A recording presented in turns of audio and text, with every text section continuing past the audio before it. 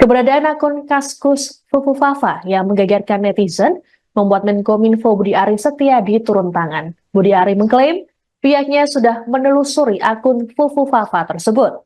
Ditemui di Kompleks Parlemen Senayan, Jakarta, Selasa 10 September, Budi Ari mengaku pihaknya sudah lama mendalami akun tersebut.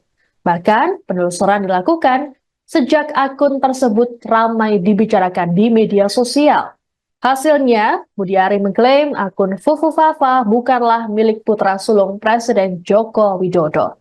Disinggung siapa pemilik asli dari akun Fufufafa, Budi mengaku tak tahu dan meminta masyarakat untuk menunggu pendalaman dari Kominfo. Adapun Gibran sendiri tak menjawab secara gamblang saat dimintai konfirmasi. Ditemui di kota Solo di sela belusukan bakal calon wali kota, Gibran dengan ketus meminta wartawan untuk menanyakan pada pemilik akun.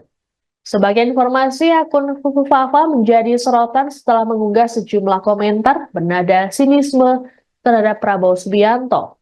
Selain itu juga terdapat sejumlah komentar bernada seksisme. Download Tribun X sekarang, menghadirkan lokal menjadi Indonesia.